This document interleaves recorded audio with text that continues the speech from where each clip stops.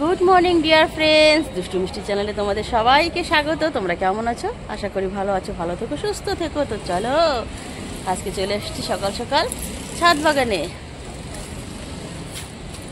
দেখো ফুটে গেছে সব, গাছে গাছে সব ফুল ফুটে গেছে।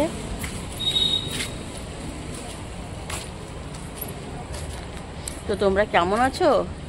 আশা করি খুব ভালো আছো, ভালো থেকো, সুস্থ থেকো।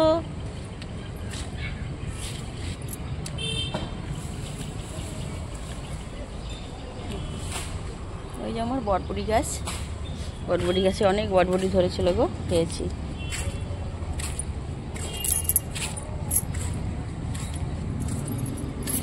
দেখো আজকে এই গাছটাতে এত ফুল ফুটেছে, এত ফুল ফুটেছে।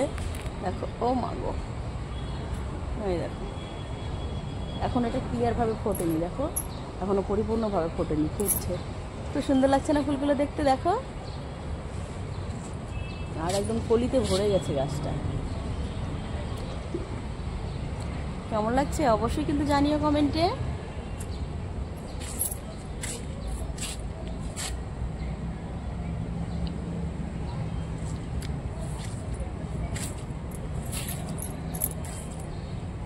তো গাছগুলোকে প্রতিদিন জল দিতে হয়। এখন এত রৌদ্র ওঠে, মানে গাছগুলো একদম ঝিমিয়ে যায়।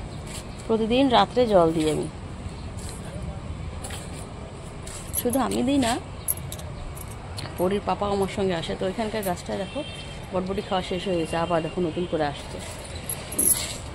এখন যেগুলো হচ্ছে ওগুলো তো বড় হচ্ছে না, ছোট ছোট হচ্ছে।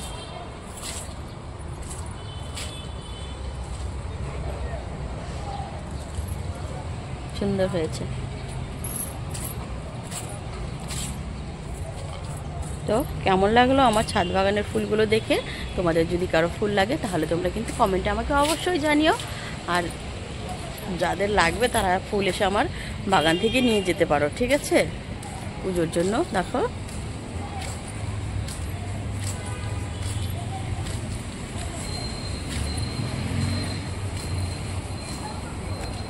তো বলো, আর বাদ বাকি কী খবর তোমাদের? তোমরা তো আজকাল ভিডিওতে এসে কমেন্টই করছো না, তার মানে কি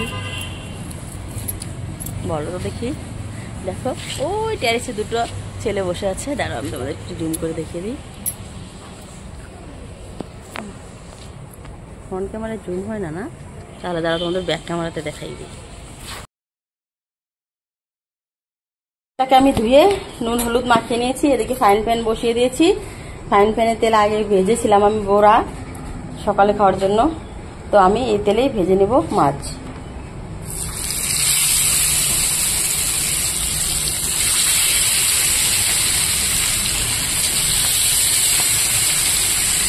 মাছগুলোকে আস্তে আস্তে আস্তে আস্তে করে ছেড়ে দিলাম।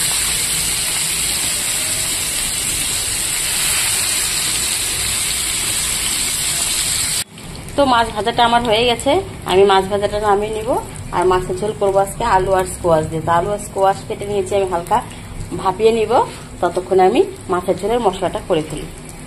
এদিকে আমি মশলাটা করে নিয়েছি, এখানে দিয়েছি জিরা, তেজপাতা আর হচ্ছে কাঁচা লঙ্কা।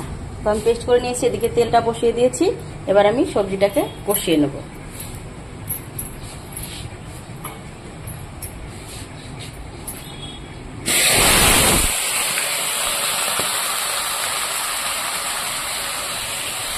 জল ছিল সবজিতে, ওরা যেন ভাব করে উঠে গেছে। তো এবার আমি সবজিটাকে ভালো করে কষিয়ে নেব। এর মধ্যে দিয়ে দেবো পরিমাণ মতো লবণ, হলুদ আর যে মশলাটা করে রেখেছি সেই মশলাটা দেবো। তো তরকারিটা কষিয়ে আমি জল দিয়ে দিয়েছি। দেখো তরকারিটা হয়ে গেছে। এবার আমি এখানে ভেজে রাখা মাছগুলো তরকারিতে দিয়ে দেব।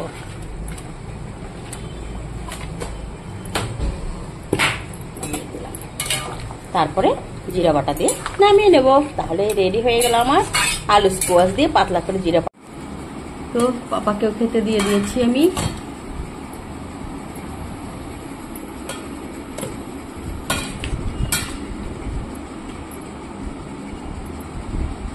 No.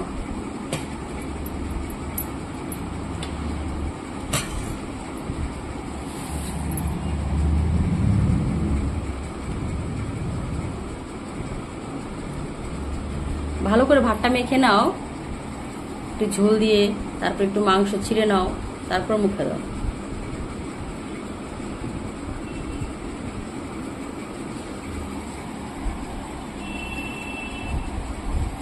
দারুণ হয়েছে। তুমি যে ফার্স্টে কষানো মাংসগুলো খেয়েছো, ওটা কেমন হয়েছে? ওটা আরো দারুণ হয়েছে।